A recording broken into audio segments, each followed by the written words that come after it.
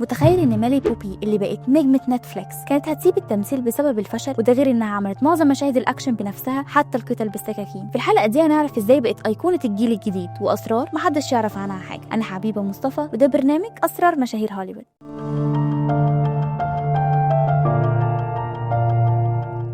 ميلي بوبي براون، البنت اللي خلت الرعب يبقى ترند. ومن اول ظهور ليها بدور ألفين في مسلسل سترينجر ثينجز الجمهور وقع في حبها، بس ورا الكاميرا ميلي عندها حكايات واسرار ممكن تخليك تشوفها بنظرة تانية خالص. في الحلقة دي هنتكلم عن سر موهبتها واخطر مشاهد الاكشن اللي عملتها بنفسها واغرب حاجة عملتها علشان الدور. ميلي اتولدت سنة 2004 في اسبانيا واتنقلت مع عائلتها لانجلترا وهي صغيرة، وبدأت التمثيل وهي عندها 9 سنين. كانت بتسافر هوليوود علشان ادوار صغيرة في مسلسلات زي جريس اناتومي. النقلة الكبيرة كانت مع مسلسل سترينجر ثينجز سنة 2016 واللي لعبت فيه دور ألفين، البنت اللي عندها قدرات خارقة وقدرت تعمل مشاهد الرعب بطريقة خلت الجمهور يتصدم منها، خصوصا انها اضطرت تحلق شعرها بالكامل علشان الدور وفضلت تتدرب على المشاهد بالساعات. لكن الشهرة الأكبر كانت مع سلسلة إنولا هولمز واللي لعبت فيه دور أخت شيرلوك هولمز، وقدرت تعمل مشاهد الأكشن والغموض بطريقة خلت الفيلم يبقى علامة في تاريخ نتفليكس. في مسلسل سترينجر ثينجز ميلي عملت معظم مشاهد الأكشن بنفسها زي مشهد القتال، ورفضت تستخدم دوبلير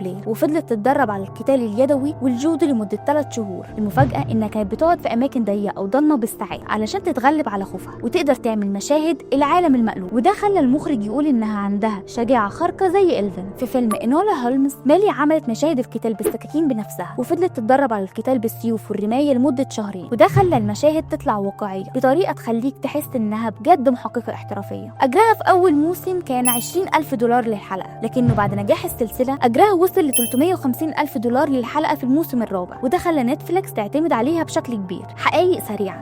اول حاجه الخوف من الضلمه، رغم انها بتلعب دور إلفين ميلي عندها فوبيا شديده من الضلمه وبتقول انها ما تقدرش تنام من غير اضاءه خافته في الاوضه. تاني حاجه الهوس بالغنى، ميلي عندها صوت حلو جدا وبتحب تغني وشاركت في اغاني راب على تيك توك، وبتقول انها تحلم تعمل ألبوم غنائي في المستقبل. بعيدا عن الرعب والاكشن ميلي بوبي براون عندها مواقف انسانيه كتير. في موقف شهير ميلي بقت اصغر سفيره للنوايا الحسنه في اليونيسف وفضلت تدافع عن حقوق الاطفال في التعليم والميه النظيفه، وده خلى الجمهور يقول انها مش بس نجمه لكنها انسانه بجد. كمان عندها ماركة مكياج خاصة بيها اسمها فلورنس باي ميل وبتتبرع بجزء من أرباحها للأبحاث اللي بتهتم بالسرطان. ودي كانت حكاية ميلي بوبي براون، البنت اللي خلت الرعب والأكشن يبقوا حاجة واحدة، واللي أثبتت إن النجمة الحقيقية هي اللي تقدر تعمل الأكشن والدراما بنفس القوة. إيه أكتر دور حبيتوا ليها؟ شاركنا في التعليقات وما تنساش تعمل لايك واشتراك وتفعل الجرس علشان يوصلك كل جديد عن نجوم هوليوود. هشوفكم الحلقة الجاية.